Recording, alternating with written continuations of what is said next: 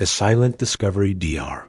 Sarah Chun stared at the impossible readings on her computer screen. The quantum resonance chamber hummed softly in the background, but the numbers dancing across her monitor suggested something that defied everything she knew about physics. For the third time that evening, she ran the calculations again, hoping to find an error that would bring her back to the comfortable world of normal science. The laboratory at the Lunar Research Station was quiet except for the gentle whir of cooling systems.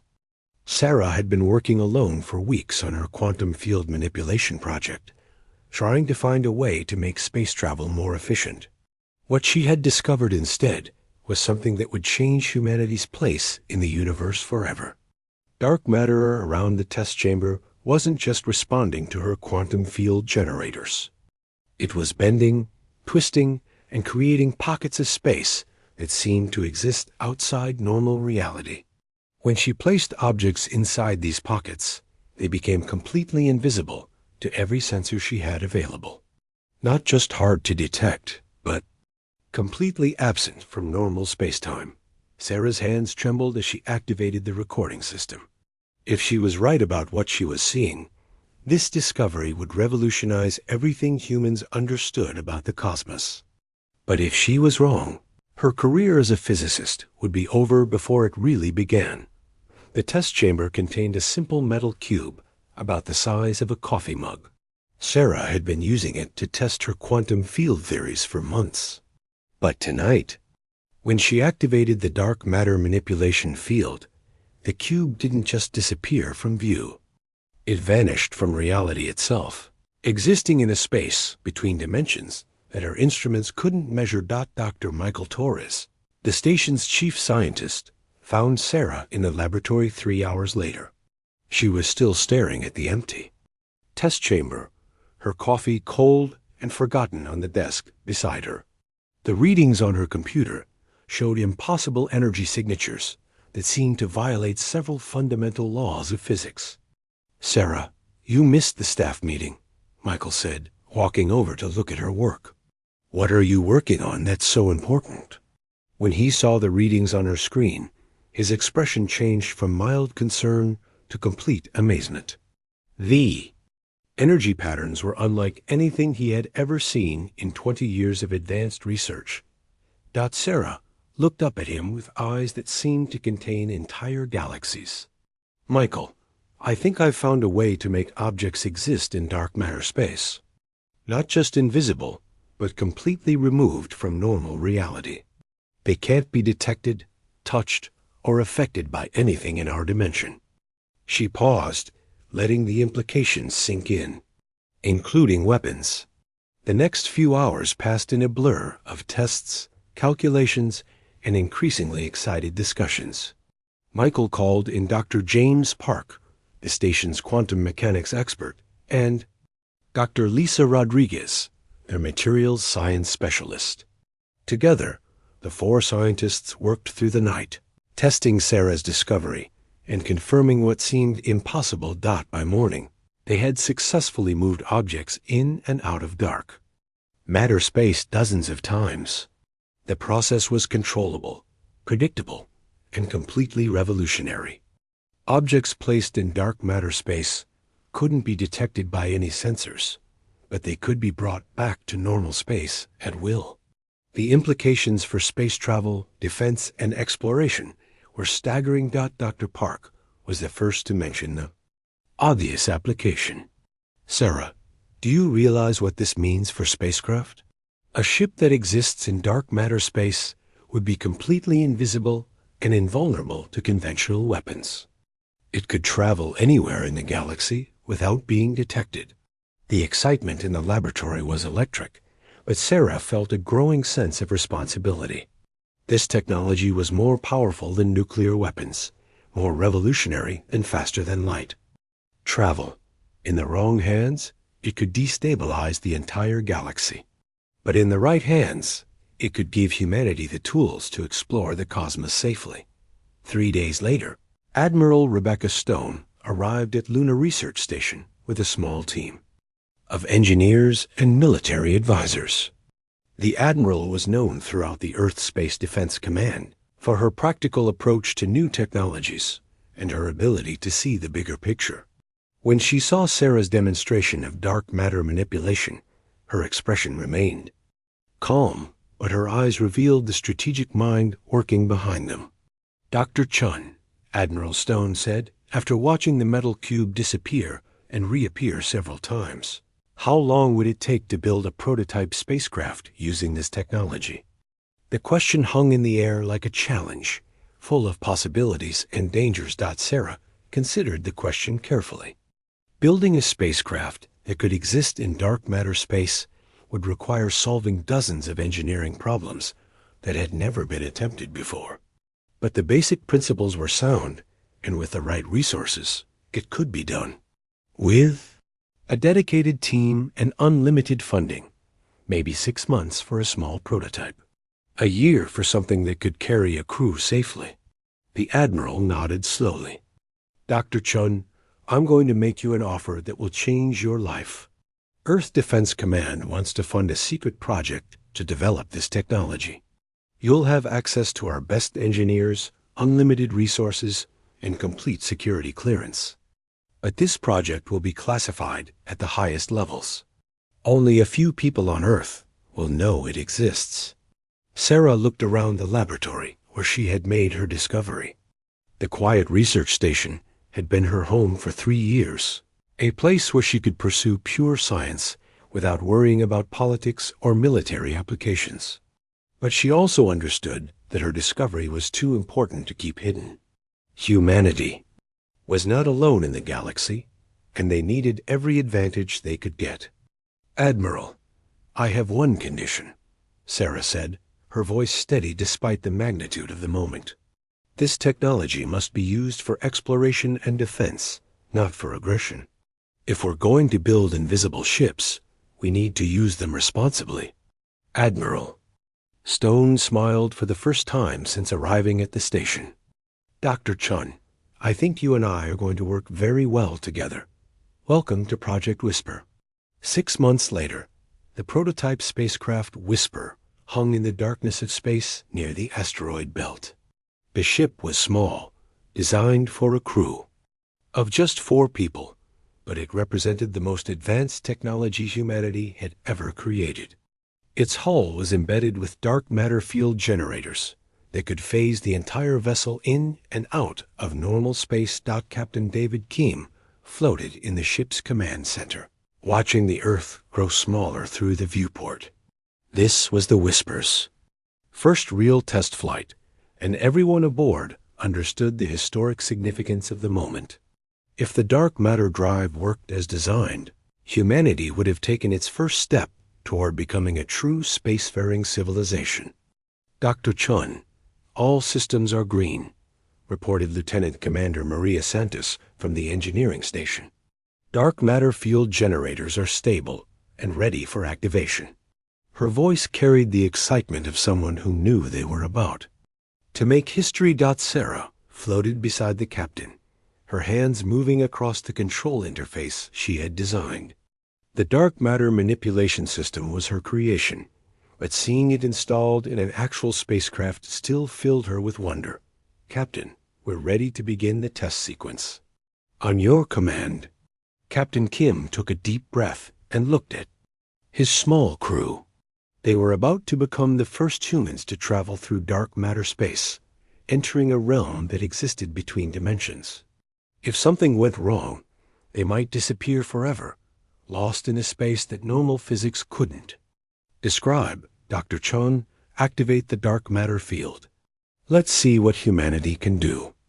Sarah's fingers moved across the controls, and the Whisper began to shimmer like heat waves rising from hot pavement. The ship's hull became translucent, then transparent, then completely invisible. On every sensor in the solar system, the Whisper had simply ceased to exist. But inside the ship, everything felt normal. The crew could see each other, the instruments worked perfectly, and the stars outside looked exactly the same. They had successfully entered dark matter space, becoming the first humans to exist in 2 dimensions simultaneously. "Incredible," whispered Captain Kim, looking at the readings on his screen. "We're completely invisible to all sensors, but we can still observe normal space. This is going to change everything." The Invisible Fleet 2 years after the Whisper's first successful test, Admiral Marcus Webb stood in the command center of Asteroid Base Sigma, watching the construction of humanity's first dark matter fleet. The base had been hollowed out from a large asteroid in the belt between Mars and Jupiter, creating a secret shipyard that was invisible to all sensors, and surveillance systems. The sight before him was magnificent and terrifying.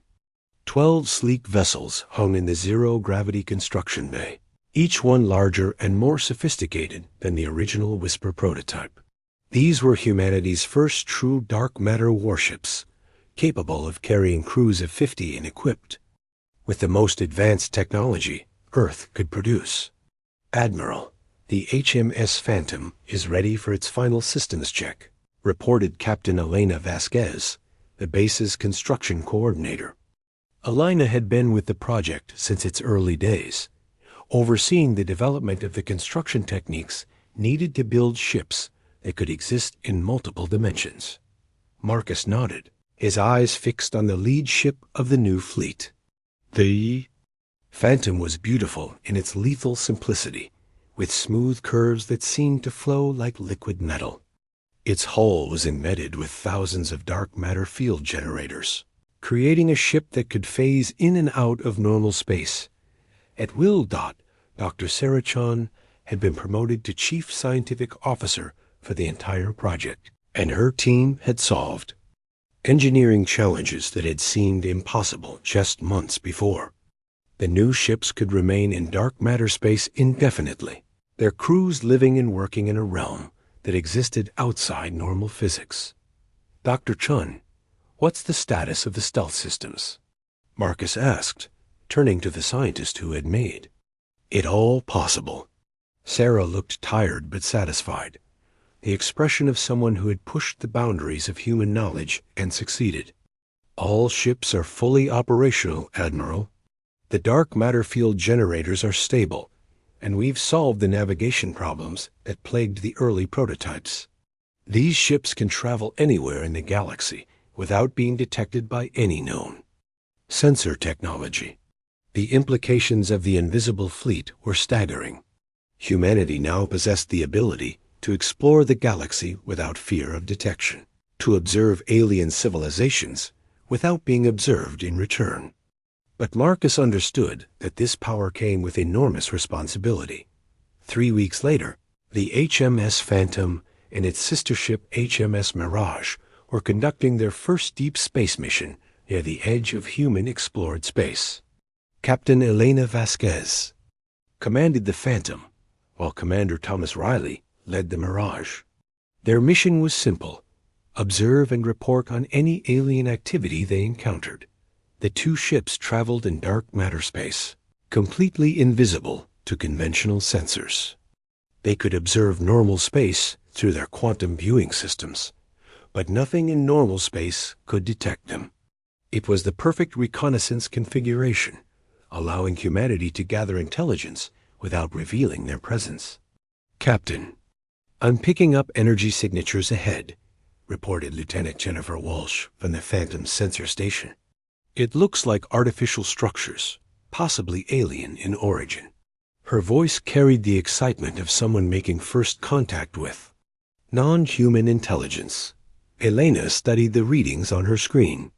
The energy signatures were definitely artificial, showing the organized patterns of advanced technology. But they were unlike anything in Earth's databases, suggesting they were dealing with genuine alien technology.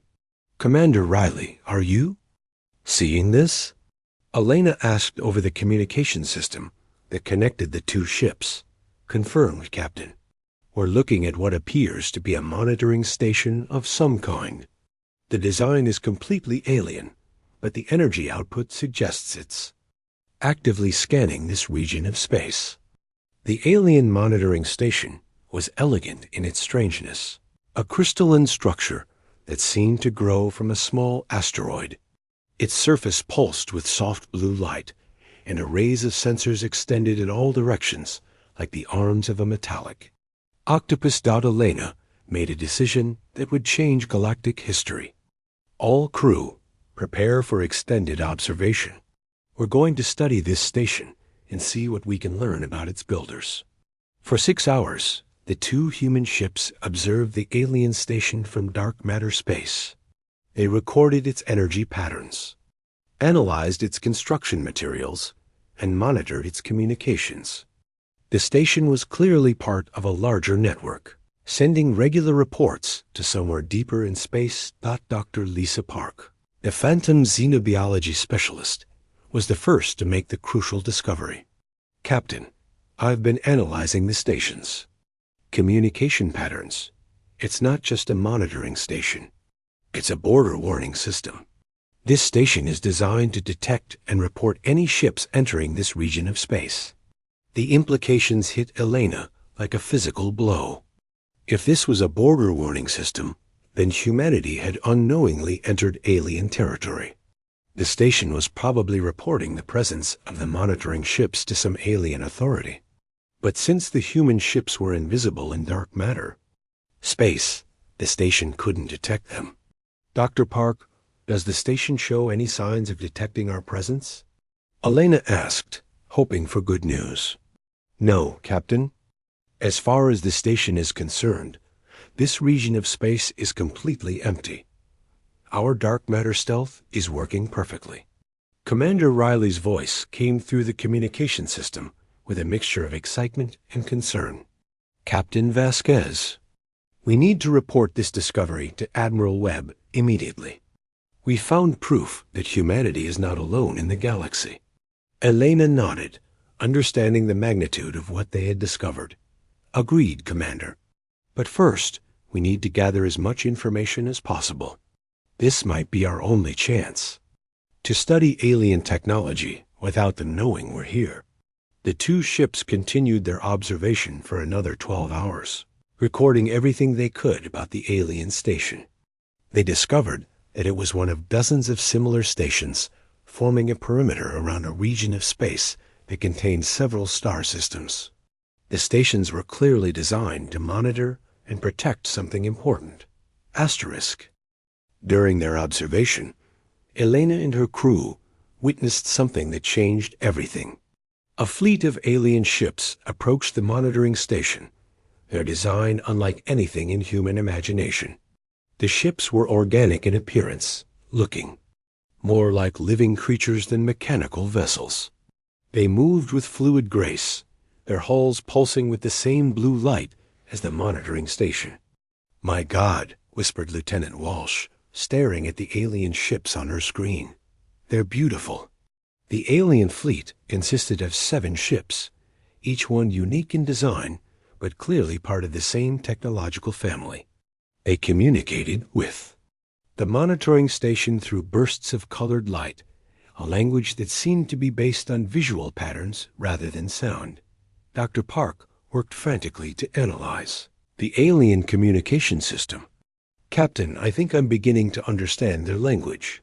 It's based on color sequences and light patterns. They're reporting the status of their patrol routes and requesting permission to return to their home system. Elena felt a mixture of excitement and fear.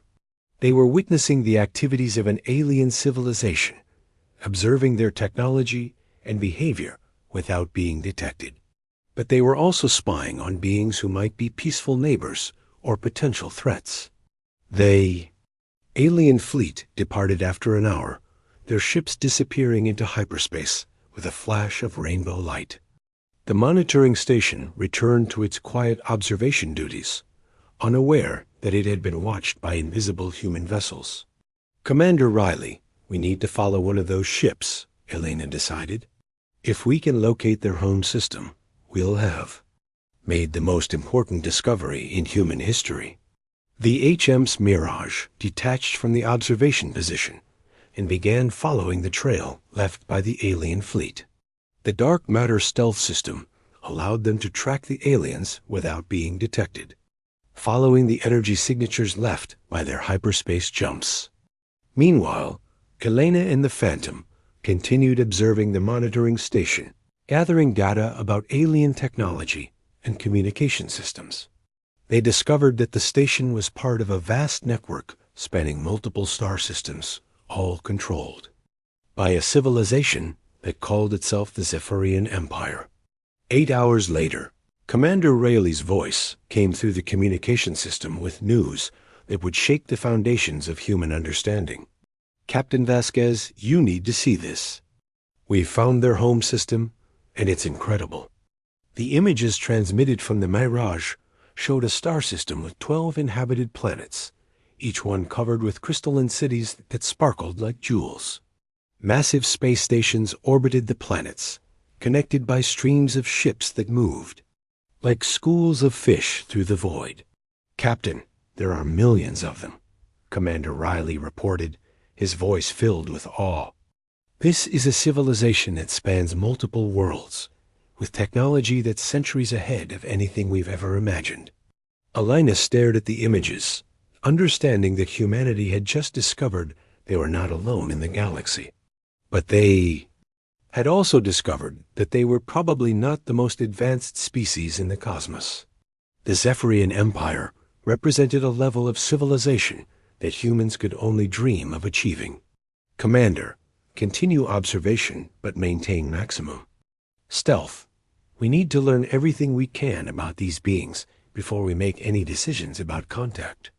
Over the following days, the 2 human ships gathered intelligence about the Zephyrian Empire. They learned that it was a peaceful civilization focused on science and exploration, with fleets of ships constantly traveling between star systems. The Zephyrians had been spacefaring for over 1,000 years, and their technology was based on principles that human science was only beginning to understand. But the most important discovery came when Dr. Park successfully decoded a Zephyrian communication about new activities in the border regions. The aliens had detected something unusual in the space where the human ships were operating, even though they couldn't identify what it was. "Captain, they know something is there," Dr. Park reported, her voice tense with concern. "They can't see us, but they're detecting some kind of disturbance in space-time.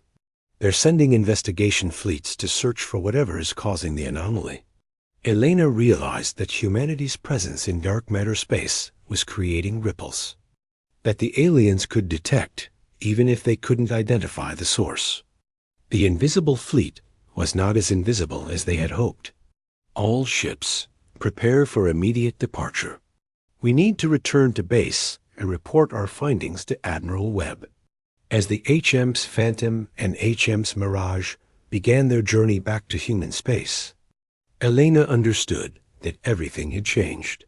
Humanity was no longer alone in the galaxy, and their dark matter technology had brought them to the attention of a civilization that was far more advanced than Earth. The age of human isolation was over. The age of galactic contact was about to begin. Asterisk,